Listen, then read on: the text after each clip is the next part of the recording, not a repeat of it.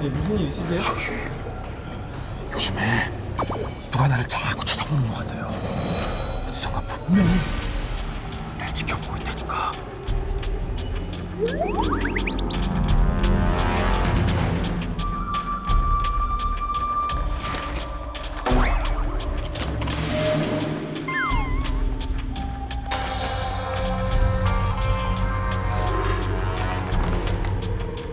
여보세요? 지금 과자 먹고 있지? 화장실 갔다 와서 손 씻었어?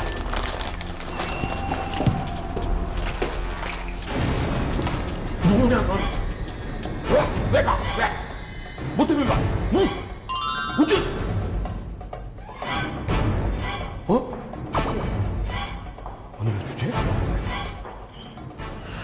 전 국민을 분노케 한 크림빵 아빠 사건의 결정적 단서. 때로는 폭행 사건의 유력한 증거로 거론. 또한 아동 폭행 현장을 고발할 유일한 자료인데. 뿐만 아니라 자전거를 타고 가던 행인, 일부러 자동차에 부딪히고 이들은 바로 자해 공갈단. 범인을 잡은 것도 바로 CCTV. CCTV가 점점 진화하고 있다. 사람의 눈을 대신해 소중한 문화를 지키고 중요한 정보를 제공한다. 편리하고 안전에 도움이 되지만 심각한 사생활 노출 문제도 거론되는 중. 과연 앞으로 CCTV의 감시는 우리에게 어떤 영향을 미칠까?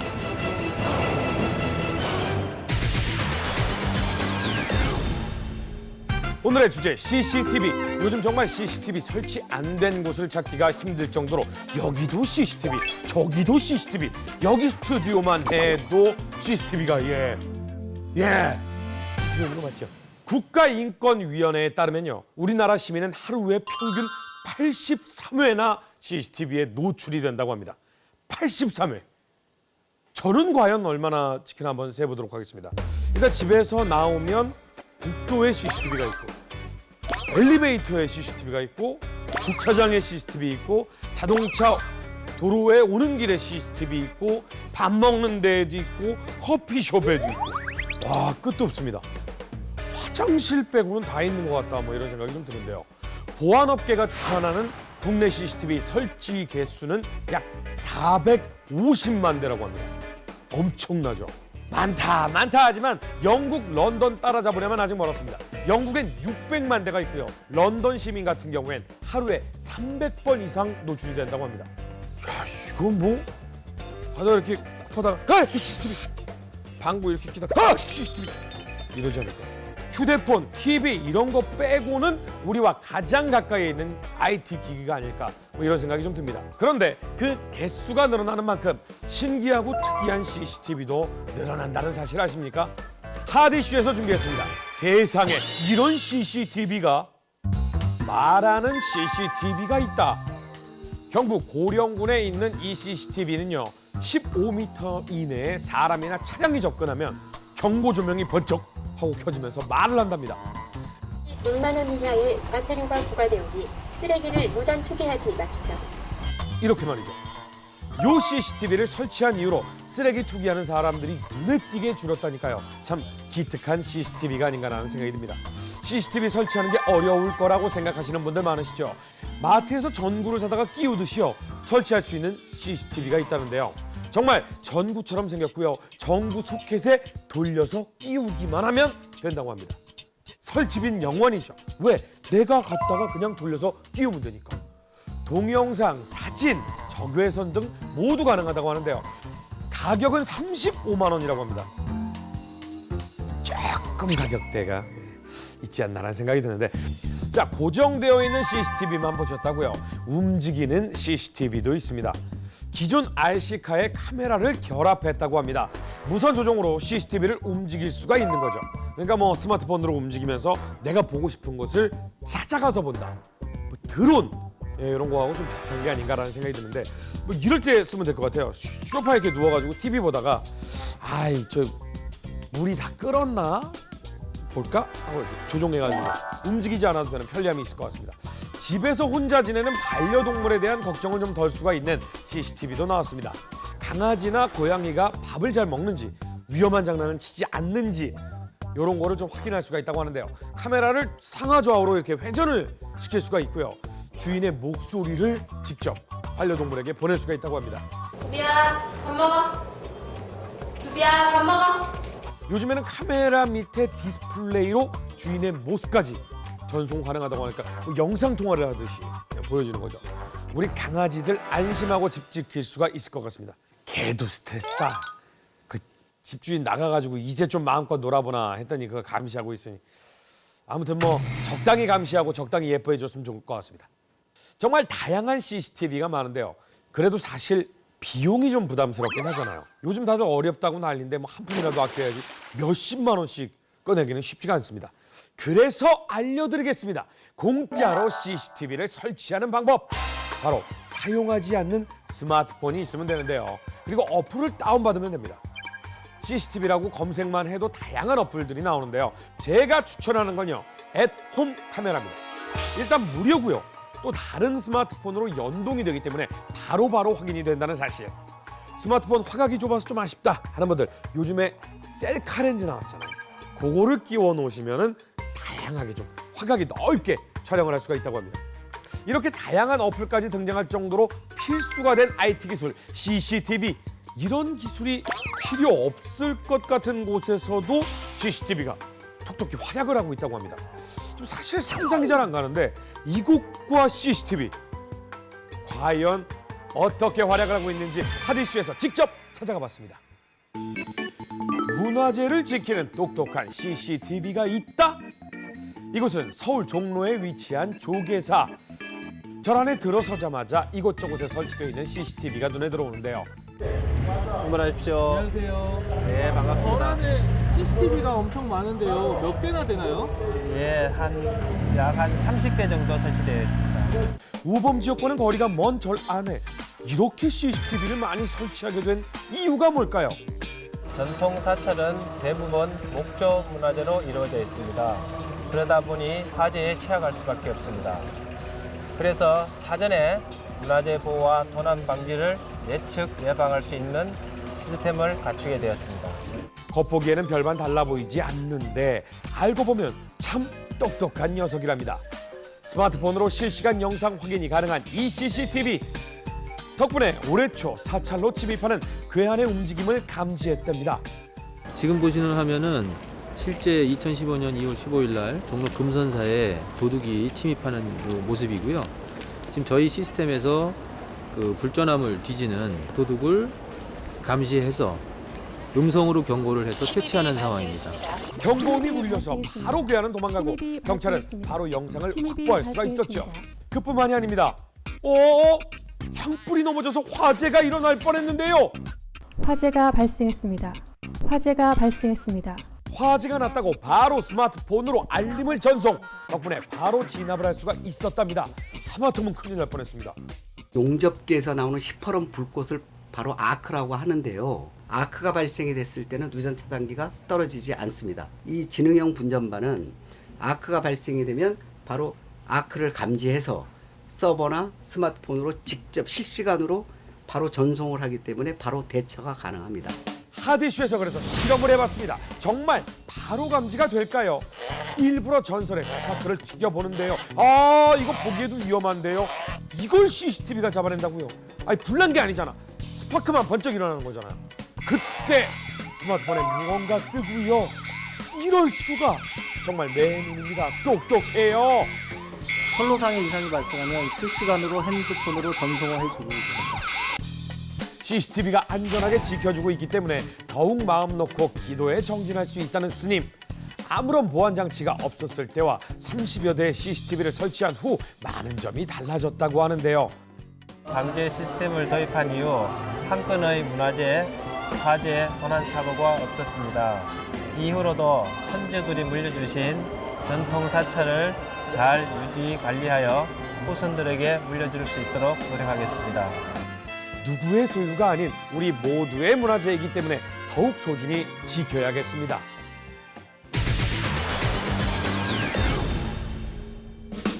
정말 사람이 못하는 일을 CCTV가 하고 있지 않나. 사실 24시간 사람이 뜬 눈으로 감시하기에는 정말 어려움이 많습니다. 지금부터 전문가를 모시고 더 자세히 한번 이야기를 나눠보도록 하겠습니다. 안녕하세요. 반갑습니다. 네, 안녕하십니까. CCTV가 정말 다양한 곳에 쓰이고 있는데요. 근데 이 CCTV가 어떻게 촬영이 되고 24시간 동안 켜 있을 수 있는 그 작동 원리가 좀 궁금하거든요. 네. CCTV는 보안 목적으로 사용하고 있는 녹화형 카메라입니다. 그래서 24시간 항상 작동을 해야 되기 때문에 전원을 공급하는 케이블이 같이 연결이 되고요. 네. 또 MVR이라고 하는 녹화 장치에 영상을 저장하기 위해서 네트워크 케이블 같이 연결이 되어 있습니다. 네. 또 최근에는 이제 기술이 발전하면서 FHD급 이상의 선명한 화질을 또 저장도 할 수 있고 또 와이파이나 LTE 같은 그런 무선 통신 방식으로 영상을 전송하기도 합니다. 아, 그렇군요. CCTV 종류가 점점 더 다양해지는 것 같은데 지금 제 앞에 이제 다양한 CCTV가 놓여 있습니다. 네, 지금 저 앞맨 오른쪽에 보이시는 거는 명패. 예, 저희 가정용으로 개발된 카메라입니다. 그래서 홈카메라라고 해서 아, 이거 탁상시계처럼. 예. 탁상에 올려놓는 용도로 이거 사용을 하고요. 부인분들이 남편 감시하려고. 아, 뭐 그렇지는 않습니다. 또 방범기기랑 연동을 해서 이제 네네. 리모컨 기능도 같이 제공을 해주고 있고요. 예. 그다음에 이제 앞에 이런 동그란 타입 이거 같은 많이 봤어요. 경우는 예, 상점 같은 데서 주로 많이 사용하는 네. 것들이고요. FHD급 고해상도 영상도 전송을 해주고 네. 또 최근에는 이제 야간에서도 선명한 영상을 보기 위해서 IR 조명이라고 하는 적외선 조명들이 가창치가 아, 그 초록색으로 나오는 화면. 초록색은 아니고 적색으로 나옵니다. 적색으로 예. 나오는군요. 지금 여기 YTN 스튜디오 내에도 이제 CCTV가 설치가 되어 있다고 하는데 어떤 것들인가요, 이게? 네, 지금 저쪽에 PTZ 네네. 카메라라고 하는 원하는 곳으로 카메라를 조작해서 아, 저기 이렇게 돌아가는군요. 네, 위아래로도 움직이고. 상하 좌우로도 움직이고 또 원하는 것을 확대해서 볼 수 있게 줌도 줌 장착되어 기능이 있고. 있어요? 예. 오. 그러면 저거를 보통 이제 저희가 스마트폰으로도 확인할 수가 있다는 거잖아요. 네, 스마트폰으로도 확인 가능하고요. 그러니까 저게 이게 스마트폰에 저 화면이 나오고 있다는 거죠. 네네. 지금 저희 뭐 우리 작가도 보이고 감독님들도 보이고, 예. 조명 기구들도 보이고. 아, 화질이 줌이 엄청 많이 되네. 네. 망원 렌즈인데 이 정도면. 오, 엄청나군요. 되게 뿌듯해 하시는 것 같습니다. 이제는 정말 CCTV가 생활 밀착형이 되었다 해도 과언이 아닌 것 같은데 가장 큰 장점 CCTV는 역시 범죄 예방과 뭐 검증, 네. 범인 색출 뭐 이런 게 아닐까 싶은데 그 외에도 장점이 좀 있을까요? 네, 기존의 CCTV는 이제 주로 녹화된 영상을 활용해서 범죄 증거 자료로 이용되는 네. 게 많았었는데요. 최근에 이제 CCTV가 이렇게 스스로 판단하는 기능을 갖춤으로써 갑자기 사고로 쓰러지거나 아니면 가서 뛰거나 하는 그런 이제 이상 행동을 네네. 스스로 인식을 할 수가 네. 있습니다. 그래서 이런 산업 현장에서 작업자의 안전과 생명을 지켜줄 수 있는 그런 시스템이 돼가고 있고요. 그런데 의미가 있는 것 같습니다. 제가 그러면 여기서 지금 카메라가 달려 있으니까 네, 지금 한번 쓰러지면은 안다는 거예요? 예, 체험을 해보실 수 있는데요. 한번 해보시겠습니까? 좋습니다. 지금 저 친구가 저를 찍고 있는 거죠? 네, 저 카메라가 지금 3D 카메라로 지금 촬영을 하고 있고 네. 이제 실제 쓰러지시는 상황이 발생하면 알려줄 겁니다. 일을 하다가 뭐 이렇게 일을 하다가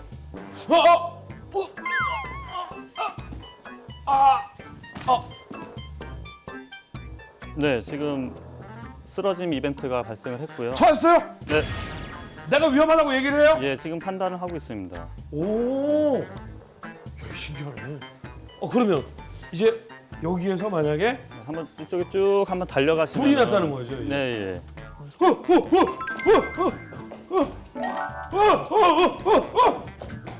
찾았어요? 찾았다. 이게 어떤 내용인가요? 네, 그래서 이런 것들은 모두 영상을 분석을 해서 네. 작업자 어떤 사람이 쓰러졌다는 행동, 또 이제 뛰었다는 행동들을 다 인식할 수 있는 소프트웨어가 다 들어가 있습니다. 또 이제 최근에는 저희가 이제 난동 폭행이라고 하는 그렇게 뭐 위험한 상황도 알 수 있게 또 하는 기능들이 제공이 되고 있고요. 네, 모두 다 이제 영상을 분석해서 얻어지는 결과들입니다. 진짜 CCTV 많이 발전을 했습니다. 그런데 장점이 있으면 아무래도 단점이 좀 있지 않겠습니까? 네, 아무래도 사생활 침해 문제가 있을 수 있는데요. 그렇죠. 사생활이란 부분하고 보안은 아무래도 양립하기 서로 어려운 부분이 있습니다. 하지만 최근에는 이제 영상에서 움직이는 사람만을 찾아내서 그 부분을 모자이크 처리를 한다거나 하는 그런 프라이버시 마스킹 기능이라는 게 적용이 되고 있고요. 그래서 어느 정도는 프라이버시에 대한 이제 대책을 제공해주고 있습니다. 근데 재밌는 것이 네. 이게 범죄가 일어났을 때 네. 실제로 그 화면이 필요해서 쓸 때 범인의 얼굴이 모자이크돼 있으면 안 되잖아요. 그런 것들은 기술적으로 복원해 줄 수 복원이 있는 것들이 가능하군요. 가능하고요. 걱정 없습니다. 네. 자, 앞으로 CCTV 어디까지 더 발전할 거라고 생각을 하십니까? 사실은 CCTV는 이 이상 발전한다는 건 화질의 개선 정도? 뭐 이상은 없을 것 같은데요. 네. 사실 뭐 화질도 최근에 많이 개선이 되고 있는데요. 최근에는 이제 지능형 CCTV라고 해서 CCTV가 이제 스스로 판단하는 기능들이 점점 이제 갖춰지고 있습니다. 네. 이런 것들에 이제 많은 카메라들이 연결되면서 빅데이터와 같은 기술가 융합해서 정말 미래에 발생 가능한 그런 범죄나 재난 사고 등을 예측을 해서 알려줄 수 있는 그런 시스템으로 발전할 것으로 예상을 하고 있습니다. 아무쪼록 CCTV가 좀 더 우리 생활을 안전하고 윤택하게 만들어주는데 일조를 할 수 있도록 도와주시면 좋겠습니다. 감사합니다. 감사합니다.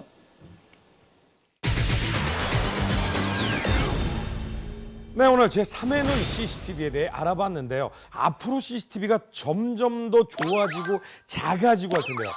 뭐 다들 뭐 CCTV 하나쯤은 어딘가에 하나씩 달고 다니는 거 아닌가 뭐 이런 생각이 드는데 진짜 어디 가서 뭐 농담이나 거짓말, 뭐 누구 험담 이런 건 절대 하면 안 되겠어요. 허준의 수다와 함께하는 신개념 IT 병거진 하드이슈. 다음 주에는 조금 더 재미난 소식으로 찾아오도록 하겠습니다. 감사합니다.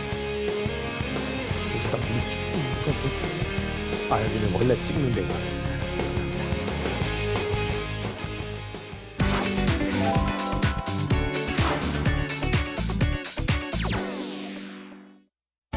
안녕하세요. 생활 속 숨겨진 과학을 찾아 파헤치는 YTN 사이언스 통의 구유경입니다. 건강하게 오래오래 살도록 삶의 질을 보장하는 것이 바로 잠인데요. 그런데 성인 4명 중에 1명이 숙면의 적인 코골이를 앓고 있다고 합니다. 코를 심하게 골 경우 호흡과 잠자리 환경을 방해해서 건강을 위협할 수도 있다고 하는데요. 수면을 방해하는 코골이와 또 그로 인해 발생되는 심각한 질병, 지금 함께 과학적으로 풀어보겠습니다.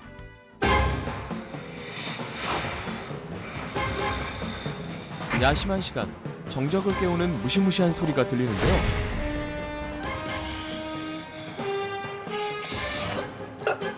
자다가 급사도 가능하고 심장마비도 올 수 있고 뇌경색 뇌출혈까지 발생될 수 있죠.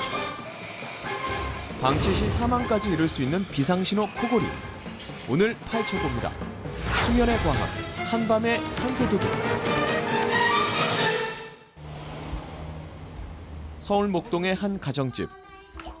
밝을 땐 아이와 놀아주는 평범한 아빠지만 밤만 되면 극심한 코골이 때문에 걱정이라는 이동건 씨. 자고 일어나도 잔 것 같지도 않고 좀 개운하지도 않아요. 코 고는 소리가 너무 심해서 애기도 깨서 막 울거든요. 같이 나와서 거실에서 자고 싶고 좀 심각한 것 같아요. 매일 밤 시작되는 악몽. 천장까지 울리는 굉음 때문에 아내는 오늘도 잠을 못 이룹니다.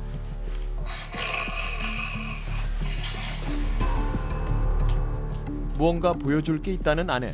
피디님, 이게 제가 신랑 자는 거를 동영상을 찍은 거거든요.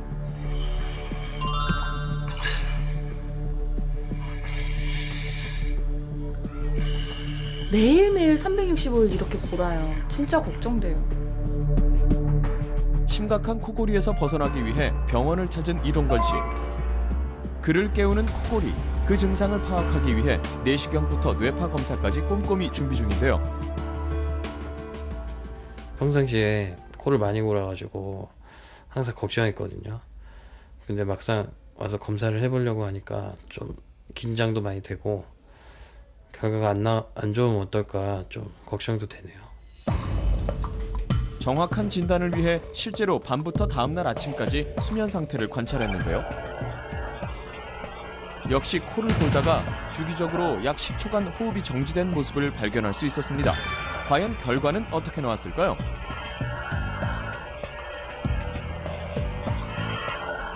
중간 정도, 중증도 수면 무호흡증 환자라고 보시면 될 것 같아요.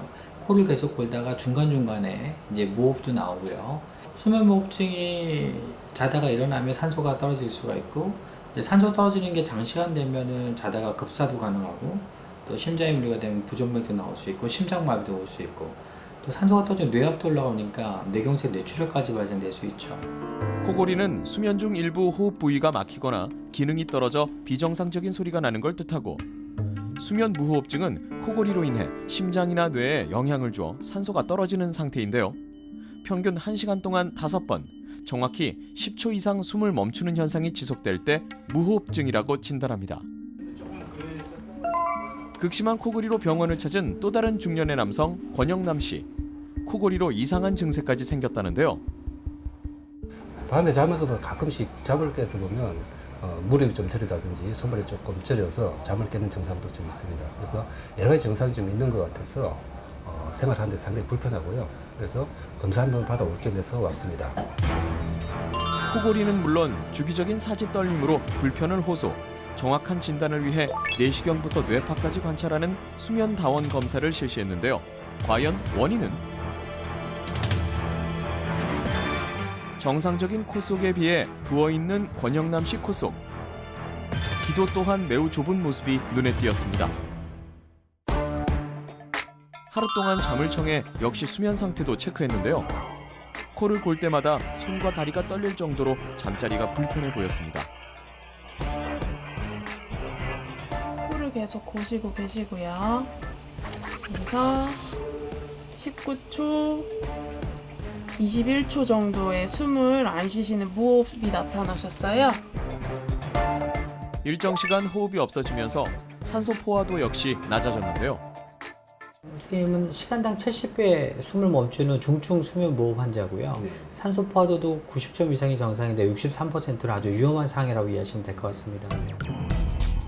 본인의 녹화된 수면 상태를 직접 보고 깜짝 놀란 권영남 씨. 저는 이래 심한 줄 몰랐습니다.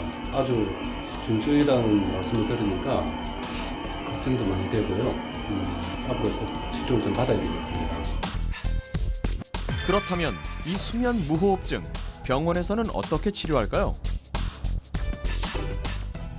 현재 의학적으로 안전하게 수술할 수 있는 데는 혀 윗부분, 코어근 목젖은 수술을 하지만 이 혀 아래가 이렇게 막히면서 산소가 떨어진 것은 양압 장치만이 유일하게 입증된 치료고, 요거는 주 5회 하루에 4시간 이상 끼고 자면서 산소를 올리고 코골이 무호흡을 없애면서 호흡을 정상으로 돌려주는 호흡 재활 치료기라고 보시면 될 것 같습니다.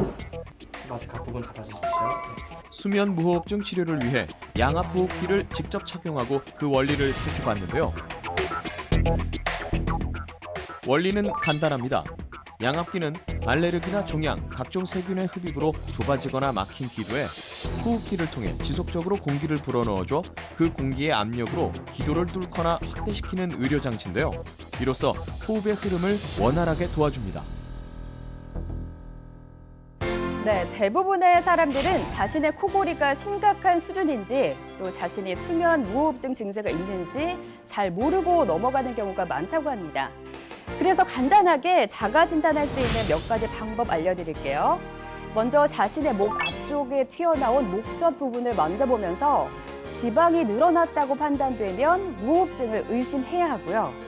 텔레비전 시청이나 독서 혹은 운전 시 수시로 졸음이 밀려오거나 아침에 일어났을 때 두통이나 현기증이 있는 경우, 또 과체중이거나 혈압이 높은 경우, 낮에도 피로감을 자주 느끼고 숨이 자주 차는 경우, 이 중에 3가지 정도만 해당돼도 수면 무호흡증을 의심해야 한다는데요. 그럼 이 코골이와 수면 무호흡증을 실생활에서 예방하는 방법은 없을까요? 몇 가지 팁 함께 살펴볼게요. 방치 시 노화를 촉진시키고 수면까지 단축시키는 위험한 병, 코골이와 수면 무호흡증. 사전에 어떻게 예방할까요? 첫 번째, 옆으로 누워 잘 것. 심한 코골이 환자의 경우 반듯한 자세보다 옆으로 누워 자는 것이 더 효과적이라는데요. 그래서 직접 실험을 진행. 반드시 잘 때는 코골이 소음이 무려 70데시벨. 옆으로 잘 땐 소음이 낮아졌는데요. 옆으로 돌아 누워 주무시면 혀 압박이 훨씬 덜 하거든요. 그래서 기도가 훨씬 덜 눌리기 때문에 코골이나 무호흡에 훨씬 효과가 좋습니다. 코골이와 수면 무호흡증 두 번째 예방법. 되도록이면 금주를 실천할 것. 세 번째는 적절한 체중을 유지할 것. 비만의 경우 지방이 늘어나 기도가 좁아질 수 있기 때문에 꾸준한 운동으로 표준 체중을 유지해야 좋습니다. 알코올이 근육을 저하시키기 때문에 혀가 뒤로 말려서 기도가 더 막히고요. 호흡 근육도 기능이 떨어지기 때문에 호흡 박자 맞추기 어렵습니다. 음주 횟수를 줄여야 될 것 같고요. 그다음에 체중이 불면 무호흡이 악화되니까 체중 관리 잘 했으면 좋을 것 같고요. 그 다음 팁. 적정한 습도를 유지할 것. 입과 코의 점막이 건조하면 코골이 소리가 더 심해져 수면을 방해하므로 침실의 습도를 높여 코를 촉촉하게 해주는 것이 좋고요. 또 지나치게 높은 베개는 수면 시 호흡의 흐름을 방해할 수 있기 때문에 평소 낮은 베개를 사용하는 습관을 실천합니다. 코골이나 무호흡증으로 잠이 방해될 경우 피로와 두통을 느끼고 판단력 등 인지 능력이 떨어지기가 쉽고요. 또 매번 밤잠을 설치면 매사에 의욕이 없어지고 면역 기능도 떨어지면서 각종 질병에 걸릴 확률도 높아집니다. 그러니까 평소 예방법 잘 실천하시고요. 건강한 하루를 즐기시길 바랍니다. 생활 속 과학을 파헤쳐보는 사이언스통 다음 시간에 뵙겠습니다. 안녕히 계세요.